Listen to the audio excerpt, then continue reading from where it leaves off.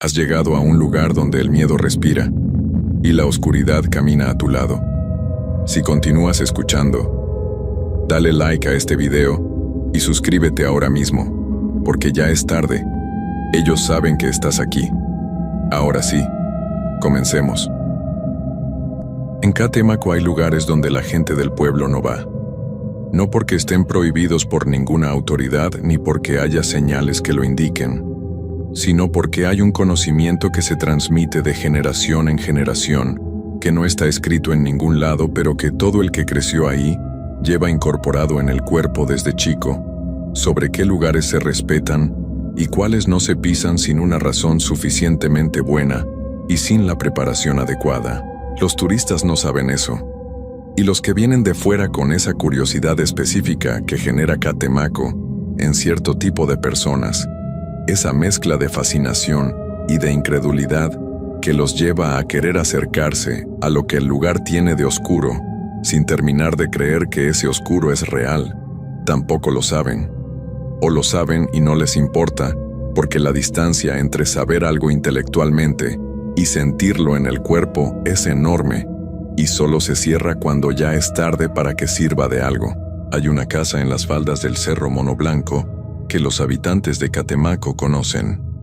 No todos han estado cerca de ella, ni todos podrían llevar a alguien hasta la puerta, pero todos saben que existe, y todos saben lo que se dice de ella.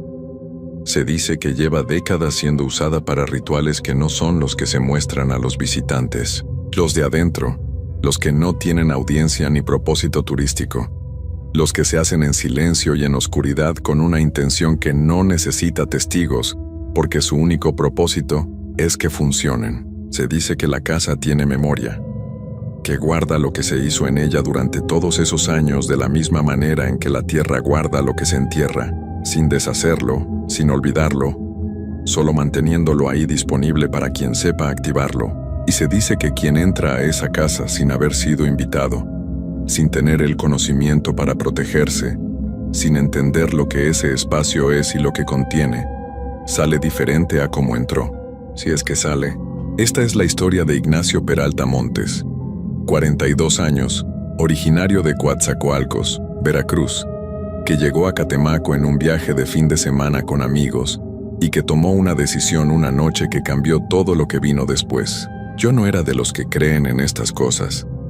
Eso lo digo al principio no como excusa sino como contexto, porque importa entender desde dónde venía para entender por qué hice lo que hice y por qué lo hice de la manera en que lo hice, que fue con una ligereza que todavía hoy, años después, me cuesta trabajo perdonarme. Me llamo Ignacio Peralta Montes, tengo 42 años, soy de Coatzacoalcos, y lo que voy a contar ocurrió hace 5 años durante un fin de semana que empezó como algo completamente ordinario y que terminó siendo lo más extraordinario y lo más oscuro que he vivido en mi vida.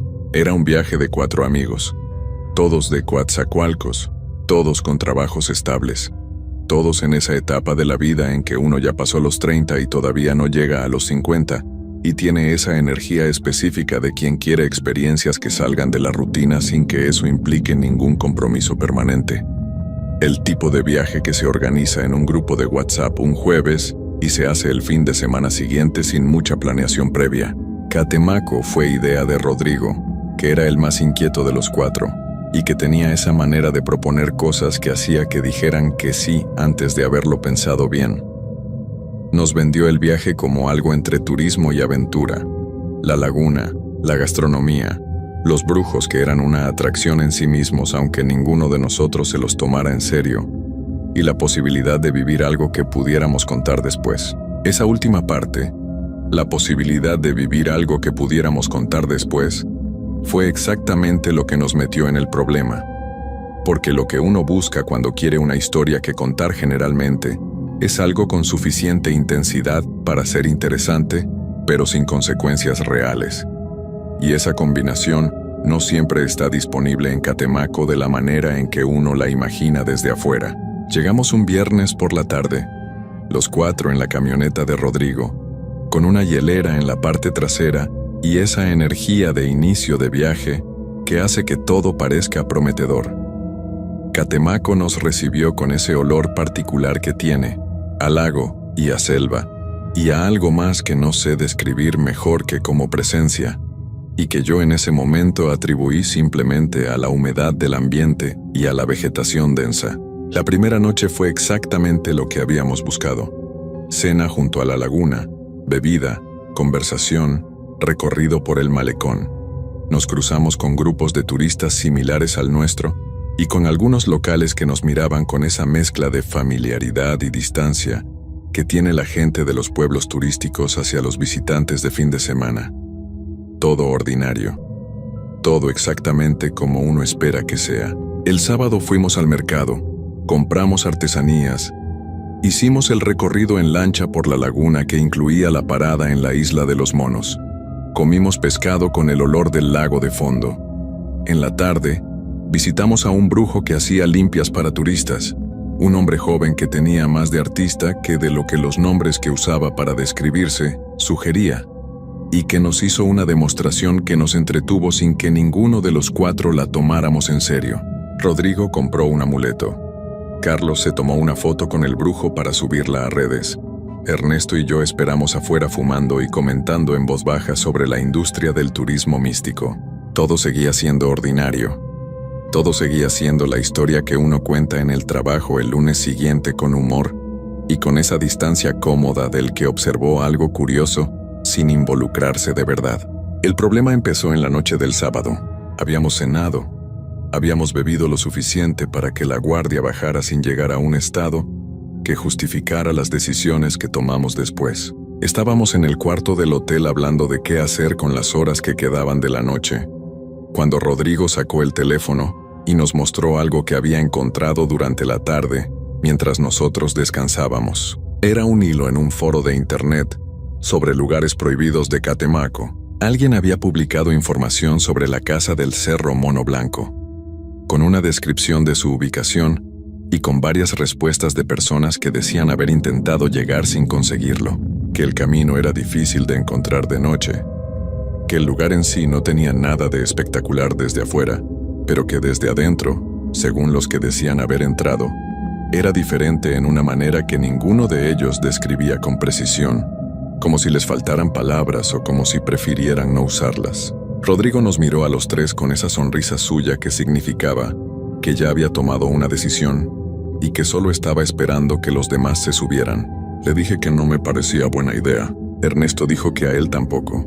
Carlos no dijo nada, que en el lenguaje de Carlos era casi siempre un sí. Rodrigo empezó a argumentar que era una casa abandonada, que en el peor caso era una construcción vieja en la que no había nada más que paredes y recuerdos de rituales que nadie hacía ahí hace años, que el foro de internet era exactamente el tipo de mitología urbana que se construye alrededor de lugares como Catemaco para alimentar el turismo de morbo, que íbamos a llegar a ver que no había nada y que íbamos a tener una historia que contar que por lo menos era más interesante que la del brujo que nos había hecho la limpia esa tarde. Ernesto cedió primero. Carlos ya estaba dentro desde el principio. Yo fui el último y tardé más que los otros dos, pero al final cedí también. Esa fue mi decisión. No me la impusieron. La tomé yo con la información que tenía disponible y con el criterio que en ese momento decidí aplicarle, que fue el criterio equivocado. Salimos del hotel pasada la medianoche. Rodrigo había descargado un mapa offline de la zona y había identificado un camino que, según él, nos llevaría a la base del cerro, desde donde podríamos orientarnos hacia la casa. Caminamos unos 20 minutos por calles que se fueron vaciando conforme nos alejábamos del centro, hasta que llegamos al punto donde las calles dejaban de ser calles y se convertían en el tipo de camino de tierra que en Catemaco de noche tiene una oscuridad que no es solo ausencia de luz, sino algo más denso. El Cerro Mono Blanco de noche no es el mismo que de día. De día es vegetación y altura, y ese color particular que tiene la selva veracruzana bajo el sol. De noche es otra cosa. La oscuridad lo cambia de maneras que tienen que ver con lo visual, pero también con algo más, con cómo el sonido se mueve entre los árboles y cómo el aire tiene una temperatura y una textura que no corresponden exactamente a lo que uno esperaría del clima de la región, Caminamos por el camino de tierra durante unos 15 minutos antes de que Rodrigo dijera que debíamos desviarnos hacia la izquierda, siguiendo algo que el mapa indicaba como un sendero secundario. El sendero era apenas visible, más una ausencia de vegetación densa que una marca clara en el suelo, y seguirlo requería atención y una linterna que Rodrigo traía y que era la única fuente de luz que teníamos entre los cuatro. Ernesto iba callado desde que salimos del área pavimentada. Ernesto era el más sensible de los cuatro, aunque él no lo habría descrito así porque en el lenguaje de ese grupo de amigos sensible no era exactamente un elogio.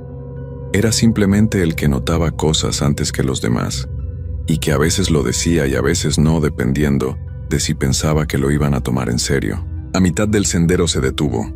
Le pregunté qué pasaba. Me dijo en voz baja que no quería seguir. No con drama ni con argumentos elaborados, solo que no quería seguir. Rodrigo ya estaba varios metros adelante, y se volteó a esperarnos con impaciencia visible. Carlos estaba entre Ernesto y Rodrigo mirando a los dos lados de la situación. Le dije a Ernesto que si no quería seguir nos esperara ahí, que no tardábamos. Ernesto me miró un momento con una expresión que en ese momento no supe leer bien, y que ahora con todo lo que pasó después, leo con una claridad que me pesa. Era la expresión de alguien que ve lo que viene, y sabe que decirlo no va a cambiar nada, pero que necesita haberlo dicho de todas maneras. Me dijo que no nos metiera ahí. Le dije que íbamos a estar bien, que era una casa abandonada. Se quedó en el sendero.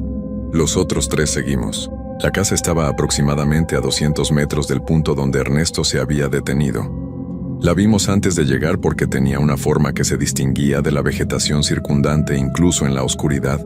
Una masa más sólida y más oscura que los árboles, con ángulos rectos que la naturaleza no produce. Era pequeña, de adobe, con el techo de lámina que en algunos puntos había cedido dejando huecos por donde el cielo nocturno era visible desde afuera. Las paredes tenían el color gris verdoso de las construcciones que llevan mucho tiempo expuestas a la humedad de la selva.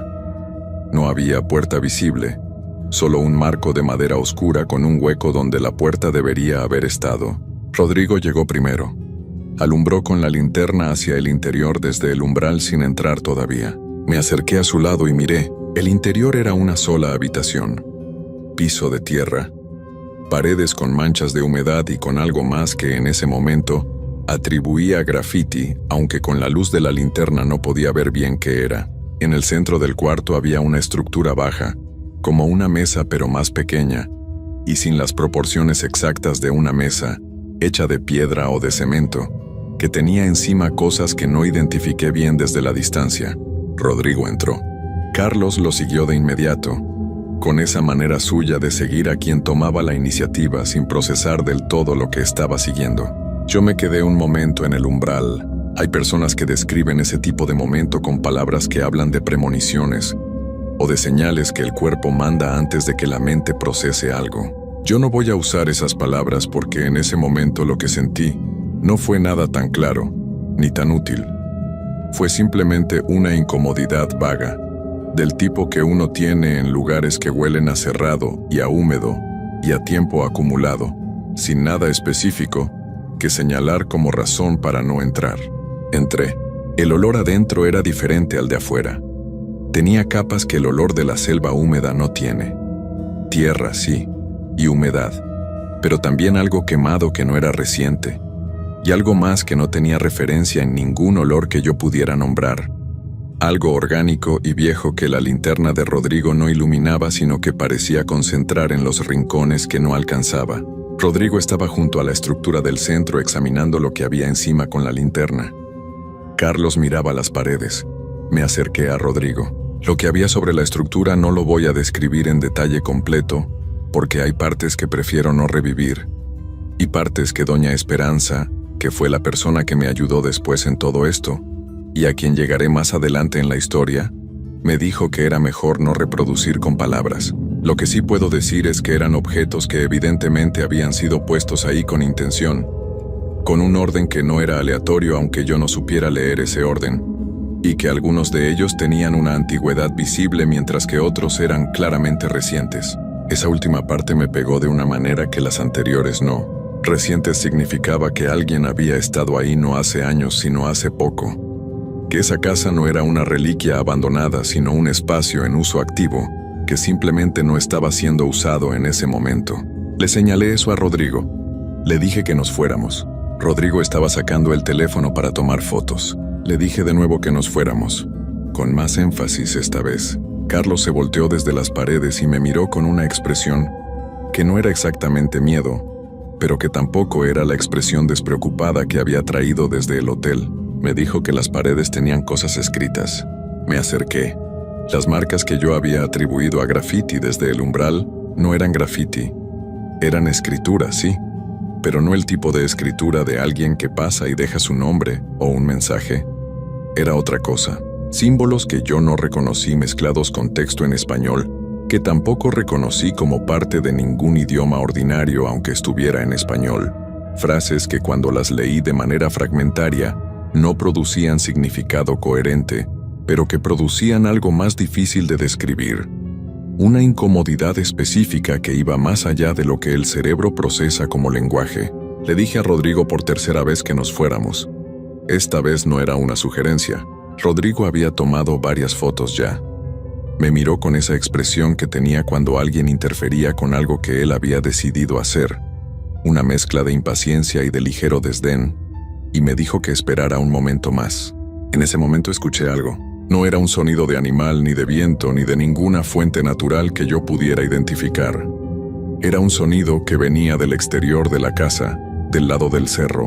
Un sonido que tampoco era pasos exactamente, pero que tenía una cadencia que los pasos tienen, regular, deliberada, acercándose. Los tres nos quedamos quietos al mismo tiempo. El sonido se detuvo. El silencio que quedó después de ese sonido era diferente al silencio que había antes de él. Tenía una textura distinta, más densa, del tipo de silencio que no es ausencia de ruido, sino presencia de algo que no produce ruido. Rodrigo apagó la linterna. La oscuridad que quedó era completa de una manera que la oscuridad de ciudad nunca es, sin ninguna fuente de luz residual de ningún tipo, solo negro total en todas las direcciones. Permanecimos así durante lo que calculé fueron unos 2 minutos, aunque se sintió considerablemente más largo. Luego Rodrigo volvió a prender la linterna. El cuarto estaba igual. Las paredes, la estructura del centro, los objetos encima, todo exactamente en el mismo lugar. Pero algo había cambiado. No en los objetos físicos, en el aire del cuarto. En esa densidad que yo había notado al entrar y que ahora era diferente, más presente, más concentrada, como si el espacio se hubiera llenado de algo en esos 2 minutos de oscuridad que no estaba ahí antes. Le dije a Rodrigo que nos íbamos, sin discusión, sin esperar respuesta. Salí primero. Carlos salió detrás de mí. Rodrigo tardó unos segundos más, lo suficiente para que yo ya estuviera en el umbral mirando hacia el sendero cuando él salió. Caminamos de regreso sin hablar. La linterna de Rodrigo alumbraba el camino, y los tres la seguíamos con una velocidad que no era exactamente correr, pero que era más rápida de lo que habíamos venido. Encontramos a Ernesto donde lo habíamos dejado. Estaba sentado en el suelo del sendero con la espalda contra un árbol, y cuando nos vio llegar, se levantó con una expresión que mezclaba alivio y algo que solo puedo describir como el alivio específico de alguien que esperaba que no volviéramos y que se alegra de haberse equivocado. No nos preguntó qué había pasado. Simplemente dijo que nos fuéramos. Nos fuimos. El camino de regreso al hotel lo hice con esa sensación que ya mencioné antes en otra historia de este tipo, y que ahora reconozco como real, y no como producto de la sugestión. La sensación de que algo había cambiado desde que habíamos entrado a esa casa, y que ese algo no se había quedado ahí adentro, sino que había venido con nosotros. No lo dije en voz alta. Ninguno de los 4 dijo nada en todo el camino de regreso. Llegamos al hotel. Nos separamos en el pasillo hacia nuestros cuartos. Rodrigo me dijo antes de entrar al suyo que había sido interesante. Lo dijo con esa ligereza suya que en ese momento me irritó de una manera que no correspondía solo a lo de esa noche, sino a algo que venía acumulándose desde el sendero. Le dije que sí. Entré a mi cuarto. Me senté en la cama y estuve así un momento en silencio escuchando el hotel, escuchando la noche de Catemaco afuera, tratando de ubicar qué era exactamente lo que sentía. No era miedo exactamente. Era algo más parecido a la conciencia de haber hecho algo irreversible, sin haber entendido qué era lo que estaba haciendo. Me acosté, apagué la luz, y en la oscuridad del cuarto, antes de quedarme dormido, escuché algo que hizo que todo lo que el miedo que no había querido llamar miedo se volviera exactamente eso. Escuché mi nombre, no en voz alta, no de una manera que alguien en el cuarto de al lado pudiera haber escuchado. Desde adentro, desde un lugar que no era el cuarto, sino algo más interior y más difícil de ubicar, con una claridad que no dejaba espacio para la duda de haber escuchado mal o de haber imaginado. Mi nombre, solo eso. Me quedé inmóvil en la cama con los ojos abiertos en la oscuridad durante el resto de esa noche, y supe, con la certeza que no viene de ningún pensamiento racional sino de algún lugar más antiguo e instintivo, que lo que había estado en esa casa había encontrado la manera de no quedarse en ella, que había venido conmigo, y que lo que venía ahora, lo que seguiría a esa noche en los días y semanas posteriores, no iba a ser simple ni rápido ni algo que pudiera manejar solo con ignorarlo y esperar que pasara. Amanecí sin haber dormido, y lo primero que hice cuando hubo luz suficiente para salir fue ir a buscar a alguien que supiera lo que yo había hecho y lo que eso significaba. Salí del hotel antes de que los otros 3 se despertaran. No dejé nota ni mensaje. Simplemente agarré las llaves de mi carro que habíamos dejado estacionado cerca del centro y salí a la calle con esa claridad forzada que tiene el cuerpo cuando lleva toda una noche sin dormir y que se parece a la sobriedad pero no lo es del todo. Catemaco a las 6:30 de la mañana es diferente a Catemaco de noche y diferente a Catemaco de tarde. Tiene una quietud que no es abandono, sino simplemente el ritmo de un pueblo que todavía no arranca completamente, con las primeras personas en las calles haciendo las cosas de siempre, el mercado abriendo, el olor a café y a tortillas, mezclado con el olor permanente al lago que ese lugar tiene a cualquier hora. Yo caminaba por esas calles con una sola idea en la cabeza, que era encontrar a alguien que supiera lo que me había pasado y que pudiera decirme qué tan grave era. No tenía ningún contacto. No había planeado necesitar uno. Entré a una tienda pequeña que acababa de abrir, pedí un café y le pregunté a la señora que me lo sirvió si conocía a alguien de confianza que atendiera este tipo de situaciones. Me miró con una evaluación rápida que duró solo un segundo antes de preguntar qué tipo de situación. Le dije lo suficiente, que había entrado a un lugar donde no debía haber entrado y que algo había pasado después que no sabía cómo manejar. No me preguntó más. Me dio un nombre y una calle. El nombre era Doña Esperanza. Ese nombre lo había escuchado antes de manera vaga, en la conversación de la tarde anterior con el brujo turístico que nos había atendido, que lo había mencionado de pasada como alguien con quien la gente del pueblo consultaba cosas reales. En ese momento no le había prestado atención porque no pensaba necesitarlo. Llegué a su casa cuando el sol todavía estaba bajo y la calle donde vivía tenía esa sombra fresca de las mañanas en Veracruz antes de que el calor se instale. Toqué, esperé. Doña Esperanza abrió con la naturalidad de alguien que está acostumbrada a que lleguen a su puerta a horas intempestivas y que no lo toma como intromisión, sino como parte de lo que es su vida. Me miró un momento desde el umbral, me dijo que pasara. Me senté en la misma sala donde atendía a todos los que llegaban, con el jardín interior visible desde la ventana y el olor a copal y a hierbas que ese espacio siempre tenía. Me ofreció café, lo acepté. Luego me preguntó qué había pasado. Le conté todo. El viaje, el foro de internet, el sendero, la casa, los objetos sobre la estructura, las marcas en las paredes, el sonido que nos había detenido en la oscuridad y lo que había escuchado después en el cuarto del hotel antes de que amaneciera. Doña Esperanza me escuchó con esa atención suya, que yo aprendería a reconocer como característica de ella, sin interrumpir, sin cambiar la expresión de manera notable, simplemente recibiendo todo lo que yo decía con la misma seriedad con que recibiría cualquier información que necesitara procesar antes de responder. Cuando terminé se quedó callada un momento. Luego me hizo una pregunta que no esperaba. Me preguntó si yo había tocado algo dentro de la casa. Pensé, Cuando me había acercado a la estructura del centro con Rodrigo, cuando los dos habíamos estado mirando los objetos sobre ella con la linterna, en un momento dado, había extendido la mano hacia uno de ellos. No lo había tomado. Lo había rozado con las yemas de los dedos, solo un instante, antes de retirar la mano sin saber exactamente por qué la había extendido en primer lugar. Le dije que sí, que había tocado algo brevemente. Doña Esperanza cerró los ojos un momento. Los abrió. Me dijo que eso cambiaba algunas cosas.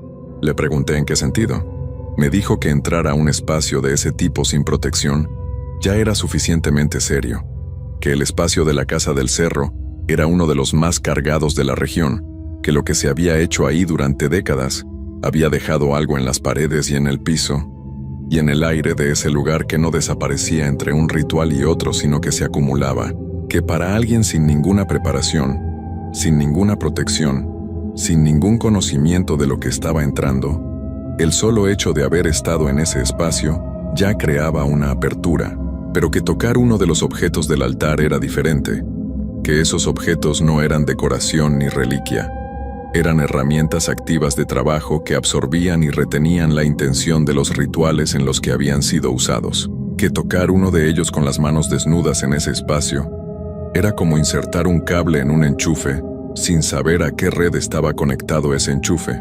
Le pregunté qué había en esa red.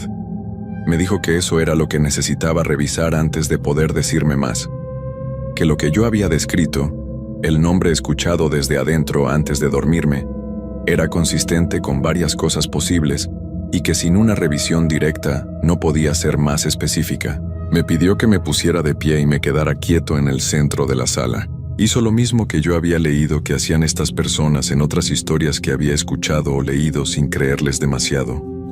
Caminar alrededor de mí, con las manos extendidas a cierta distancia, deteniéndose en puntos específicos, cerrando los ojos en esos puntos, siguiendo. Se detuvo más tiempo en dos lugares. Detrás de mi mano derecha, la que había usado para tocar el objeto, y sobre mi cabeza, en la zona de la coronilla, donde se quedó un momento con los ojos cerrados y la respiración más controlada que en el resto de la revisión. Cuando terminó se sentó, me dijo lo que había encontrado con la misma directness que yo aprendería a apreciar en ella. Me dijo que había dos cosas. La primera era una adherencia en mi mano derecha que venía directamente del contacto con el objeto. No era una presencia completa, sino más parecida a un rastro, como cuando uno toca algo con colorante y el color se queda en los dedos aunque uno no haya querido mancharse. Solo que lo que se había adherido a mi mano no era color, sino algo de la naturaleza de lo que ese objeto había absorbido durante los rituales en que había sido usado. La segunda cosa era más complicada de describir y más seria. Me dijo que lo que había escuchado mi nombre esa noche en el cuarto no era producto de la sugestión ni del miedo, ni del agotamiento, que era real en el sentido más directo de esa palabra, y que lo había pronunciado no era algo que hubiera viajado conmigo desde la casa, sino algo que había encontrado la apertura que el contacto con el objeto había creado y que había entrado por ella. Le pregunté si eso significaba que había algo dentro de mí. Me dijo que no exactamente dentro, que era más preciso decir que había algo que había encontrado un punto de acceso y que lo estaba usando. Que la diferencia entre dentro y con acceso era importante porque determinaba qué tipo de trabajo se necesitaba para resolverlo. Le pregunté si se podía resolver. Me dijo que sí, pero que antes de hablar del proceso quería hacerme una pregunta sobre los otros 3 hombres que habían entrado a la casa conmigo. Le dije que la hiciera. Me preguntó si alguno de ellos había tocado algo. Pensé en Rodrigo con su teléfono tomando fotos, en Carlos mirando las paredes. Rodrigo había estado junto a la estructura, pero no recordaba haberlo visto tocar nada. Carlos había estado de pie frente a las paredes, pero tampoco recordaba contacto directo. Le dije que creía que no, que solo yo había tocado algo. Me preguntó si alguno de ellos había sentido algo esa noche, o si habían mencionado algo inusual. Pensé en el silencio del camino de regreso, en la manera en que ninguno había dicho nada, en la expresión de Carlos cuando se había volteado desde las paredes dentro de la casa. Le dije que no lo sabía con certeza, que ninguno había dicho nada explícitamente, pero que el ambiente en el camino de vuelta no era el de 3 personas que habían visitado simplemente una casa abandonada. Doña Esperanza asintió. Me dijo que los otros 2 que habían entrado probablemente cargaban algo también, aunque de menor intensidad que lo mío, por no haber tenido el contacto directo que yo había tenido. Que si podía hablar con ellos y convencerlos de venir a verla antes de que se fueran de Catemaco sería conveniente. Que el trabajo que necesitaban era menos complejo que el mío, pero que dejarlo sin atender tampoco era sin consecuencias. Me dijo que Ernesto, el que se había quedado en el sendero, probablemente estaba bien, que el instinto que lo había detenido antes de entrar era exactamente el tipo de protección natural que algunas personas tienen, y que cuando la escuchan, los mantiene fuera de ciertas situaciones. Me levanté y le mandé mensaje a Rodrigo y a Carlos diciéndoles que fueran a la dirección que doña Esperanza me había dado. No les expliqué por qué, solo les dije que era importante y que confiaran en mí. Rodrigo tardó en responder. Cuando lo hizo me preguntó de qué se trataba. Le dije que era sobre la noche anterior y que era serio, que le explicaría cuando llegara. Llegaron 1 hora después. Ernesto también vino, aunque yo no lo había llamado a él. Vino porque Rodrigo le había dicho a dónde iban, y Ernesto había decidido venir sin que nadie se lo pidiera, con esa manera suya de estar presente en las situaciones difíciles sin hacer ruido. Doña Esperanza los recibió a los 3.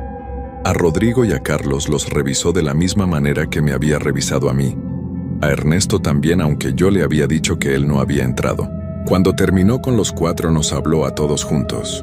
A Ernesto le dijo que estaba bien, que lo que había sentido en el sendero era real, y que haber escuchado ese instinto lo había mantenido fuera de algo que de lo contrario también lo habría afectado. Que no necesitaba ningún trabajo de su parte, pero que si quería podía hacerle una limpia preventiva, que en ese contexto era prudente. Ernesto dijo que sí. A Rodrigo y a Carlos les dijo lo que me había dicho a mí sobre la adherencia, aunque en sus casos era menos intensa y menos específica que la mía. Que el trabajo para ellos era una limpia más directa que en condiciones normales sería suficiente. A mí me dijo que mi caso requería más trabajo y más tiempo. Rodrigo, cuando escuchó todo esto, tuvo una reacción que en otro contexto yo habría encontrado predecible, pero que esa mañana me irritó de una manera que ya no tenía paciencia para manejar con diplomacia. Dijo que no entendía por qué debían pagar por algo que era básicamente su gestión colectiva, producida por haber pasado una noche en un lugar con mala reputación. Que el nombre que yo había escuchado podía tener 1000 explicaciones más simples que las que doña Esperanza estaba sugiriendo. Doña Esperanza lo miró con esa calma suya que no era indiferencia, sino algo más sólido. La calma de alguien que ha escuchado esa objeción muchas veces y que sabe que responderla directamente no siempre es lo más útil. Le dijo que tenía todo el derecho de no creer, que nadie lo obligaba a hacer nada, pero que le hiciera el favor de pensar en si había dormido bien la noche anterior y en si había notado algo al despertar esa mañana que no correspondiera con cómo se sentía normalmente. Rodrigo no respondió de inmediato. Luego dijo en voz más baja que había tenido sueños que no recordaba bien, pero que lo habían dejado con una sensación de agotamiento que no correspondía con las horas que había dormido. Doña Esperanza no dijo nada, solo asintió. Rodrigo accedió a la limpia. Doña Esperanza trabajó con los 4 ese mismo día. Con Ernesto primero, que fue el más rápido. Con Carlos y con Rodrigo después, sesiones de aproximadamente 1 hora cada una. Y conmigo al final, cuando los otros 3 ya se habían ido a preparar el regreso a Coatzacoalcos. Una sesión que duró casi 3 horas y que fue diferente a las de ellos de maneras que yo sentí en el cuerpo, aunque no siempre supiera nombrarlas. Hubo un punto en esa sesión en que doña Esperanza se detuvo de manera abrupta en lo que estaba haciendo, de la misma manera en que yo había leído que paraban las personas que hacen este tipo de trabajo cuando encuentran algo que no esperaban. Se quedó quieta durante casi 2 minutos con los ojos cerrados y una concentración que llenaba el cuarto de una manera que yo sentía en la piel. Luego continuó, pero con un método diferente al que había estado usando, más lento, más cuidadoso, como alguien que camina por un terreno que acaba de revelar que tiene zonas inestables y que ajusta cada paso en consecuencia. Cuando terminó tenía una expresión que era seria de una manera específica que yo no había visto en ella durante todo el tiempo que llevábamos en ese proceso.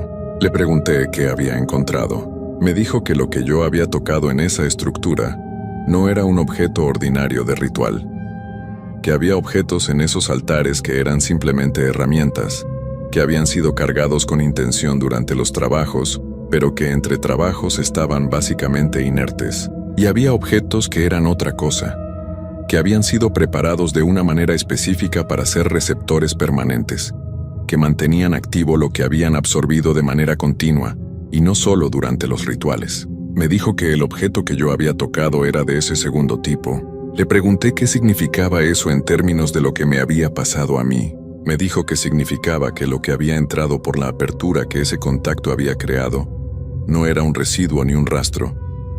Era algo con más presencia que eso, con más de lo que ella había llamado antes intención, y que se había instalado de una manera que requería más trabajo para remover que una adherencia simple.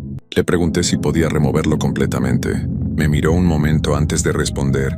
Me dijo que en gran parte sí, que lo que había hecho en esas 3 horas había cerrado la apertura y había removido la mayor parte de lo que se había instalado, pero que había algo que iba a necesitar trabajo adicional, que no podía hacerse todo en una sola sesión y que iba a necesitar que yo regresara.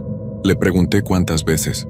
Me dijo que no podía saberlo todavía, que dependía de cómo respondía lo que quedaba a lo que ella había hecho ese día, que había casos en que una segunda sesión era suficiente y casos en que se necesitaban más. Le pregunté si podía irme de Catemaco o si necesitaba quedarme. Me dijo que podía irme, que lo que quedaba no era suficientemente activo para crear problemas inmediatos graves, pero que durante las semanas siguientes iba a experimentar cosas que debía manejar de maneras específicas que me explicó con detalle y que yo escuché y tomé nota mental de cada una. Que no respondiera si escuchaba mi nombre desde ese lugar interior que ya conocía. Que si soñaba con la casa del cerro, no intentara en el sueño regresar a ella, sino que en cuanto me diera cuenta de dónde estaba soñando, me forzara a cambiar el escenario del sueño pensando en otro lugar con la misma intensidad. Que evitara espacios de ritual de cualquier tipo hasta que el proceso estuviera completamente cerrado.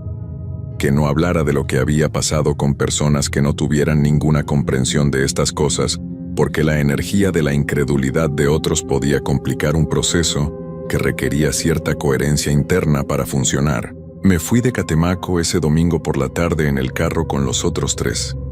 El viaje de regreso a Coatzacoalcos fue silencioso de una manera diferente al silencio del sendero la noche anterior. Era el silencio de 4 personas que habían pasado por algo juntas y que todavía estaban procesando qué había sido exactamente ese algo. Rodrigo manejó. Carlos dormitó en el asiento trasero. Ernesto miraba por la ventana. En algún momento de la carretera pasando Cozoleacaque, Ernesto se volteó desde el asiento del copiloto y me miró. No dijo nada. Solo me miró con esa expresión suya de alguien que ya lo sabía y que está procesando que tenía razón, sin que eso le produzca ninguna satisfacción. Le dije que sí. Él asintió y volvió a mirar por la ventana. Volví a Catemaco 3 veces en los 2 meses siguientes. Las 3 veces fui solo, sin decirle a los demás a dónde iba porque Rodrigo habría encontrado la manera de convertirlo en algo que no era, y yo no tenía energía para eso. Carlos me preguntó una vez si había vuelto y le dije que sí, y no me preguntó más. Ernesto nunca preguntó porque Ernesto era así. Las sesiones con Doña Esperanza fueron diferentes cada una. La segunda fue la más larga y la más difícil de las 3, con un momento a mitad del proceso en que sentí algo que no tenía nombre exacto, pero que era lo más cercano que he estado nunca a entender, lo que significa que algo que no debería estar ahí esté ahí y que no quiera irse. No fue dolor, no fue miedo. Fue algo más específico que eso, más difícil de describir, como la resistencia de algo que se aferra porque aferrarse es lo único que sabe hacer. Doña Esperanza trabajó a través de esa resistencia, con una paciencia y una firmeza, que yo observaba desde mi lugar en la silla, sin poder hacer nada más que confiar en que sabía lo que hacía, y que lo que hacía era suficiente. Al final de esa segunda sesión me dijo que lo más difícil había pasado, que la tercera visita sería para verificar el cierre y para poner las protecciones finales que necesitaría cargar durante un tiempo después. La tercera visita fue más corta y más tranquila. Doña Esperanza confirmó que lo que había estado ahí había sido removido completamente. Hizo el trabajo de cierre y de protección que había descrito. Me dio algunas indicaciones para los meses siguientes, que seguí con la misma disciplina con que había seguido todo lo anterior. Me dijo que estaba bien, que el proceso había terminado. Le pregunté por la casa del cerro, si alguien sabía quién la usaba, si las autoridades del municipio hacían algo al respecto. Me dijo que la casa era conocida, pero que en Catemaco las cosas funcionan de una manera que no siempre corresponde a la lógica que alguien de fuera aplicaría, que había personas en el pueblo que sabían de la casa y que la consideraban parte de lo que ese lugar es. No algo que combatir, sino algo que respetar desde la distancia. Que mientras la gente que la usaba no cruzara ciertos límites que el pueblo mismo definía de maneras no escritas, la casa seguía siendo la casa y los rituales seguían siendo los rituales. Le pregunté si había gente que entrara como habíamos entrado nosotros con frecuencia. Me dijo que con más frecuencia de lo que sería conveniente. Que los foros de internet y el turismo de morbo habían convertido ese tipo de lugares en destinos para personas que buscaban la experiencia sin entender lo que la experiencia implicaba. Que ella atendía varios casos al año de personas que habían entrado a la casa o a otros espacios similares de la región y que habían salido cargando cosas que no habían llevado al entrar. Le pregunté cuántos de esos casos tenían el mismo resultado que el mío. Cierre completo, proceso terminado. Hubo una pausa antes de que respondiera. Me dijo que la mayoría. Que el trabajo era posible en casi todos los casos si la persona llegaba pronto y si seguía las indicaciones con consistencia, pero que había casos que llegaban demasiado tarde, cuando lo que se había instalado llevaba meses sin atenderse y había tenido tiempo de afianzarse de maneras que hacían el trabajo más complejo, y que había casos que no llegaban nunca porque la persona no sabía que necesitaba ayuda o no creía que la ayuda de ese tipo fuera real. Esos últimos, me dijo, eran los que le pesaban más. Salí de la casa de Doña Esperanza esa última tarde con el sol todavía alto y la laguna visible desde la calle principal con ese color verde oscuro que tiene a ciertas horas. Me quedé un momento mirándola antes de caminar hacia el carro. Catemaco me había parecido un destino de fin de semana interesante cuando Rodrigo lo había propuesto en el grupo de WhatsApp. Un lugar con una atmósfera particular, con historias que contar al regreso, con la posibilidad de una experiencia que saliera de lo ordinario. Había salido de lo ordinario, solo que no de la manera que yo había anticipado. Lo que me llevé de ese lugar no fue lo que fui a buscar, pero me llevé algo que ningún viaje ordinario me habría dado, una comprensión de que hay cosas en el mundo que no funcionan con las reglas con que uno aprende a operar desde chico, que tienen su propia lógica y su propio peso, y que no desaparecen porque uno no las reconozca, o porque el foro de internet donde las leyó las presentara como folclore pintoresco. Rodrigo nunca habló del tema después de ese domingo. Siguió siendo Rodrigo, con sus propuestas de viajes y su energía de quien siempre tiene el siguiente plan en mente. Nunca supe si lo que Doña Esperanza había encontrado en él y removido en esa primera sesión le dejó algo residual o si simplemente lo procesó de su manera y siguió adelante. Carlos me preguntó una vez, meses después, si yo creía que lo que había pasado había sido real. Le dije que sí. Me miró un momento y asintió sin agregar nada más, con la expresión de alguien que ya lo sabe, pero que necesitaba que alguien más lo dijera en voz alta.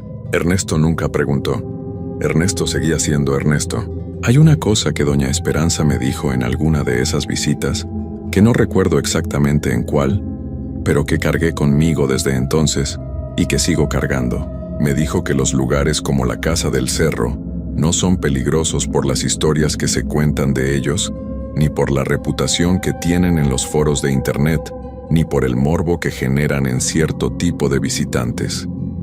Son peligrosos por lo que son de verdad, que es algo completamente independiente de si alguien lo cree o no lo cree, que la incredulidad no es protección, que lo que está en esos espacios no hace distinciones entre quien llega creyendo y quien llega sin creer, que lo único que distingue a alguien que sale de ahí sin consecuencias de alguien que sale cargando algo que no llevaba es si tenía las protecciones adecuadas o no las tenía. y que las protecciones adecuadas no se improvisan en el umbral de una casa en el cerro a medianoche, con una linterna y una hielera de cervezas en el carro. Se construyen con conocimiento, con respeto, con la humildad de entender que hay cosas que existen independientemente de si a uno le conviene que existan. Eso fue lo más importante que aprendí en Catemaco, no en la casa del cerro. En la sala de Doña Esperanza, con el olor a copal y el jardín interior visible por la ventana, y esa calma suya que era lo más alejado del miedo que yo había sentido en todo ese proceso. La laguna estaba tranquila cuando me fui esa última tarde. Siempre está tranquila, pero uno aprende a entender que tranquila no significa vacía.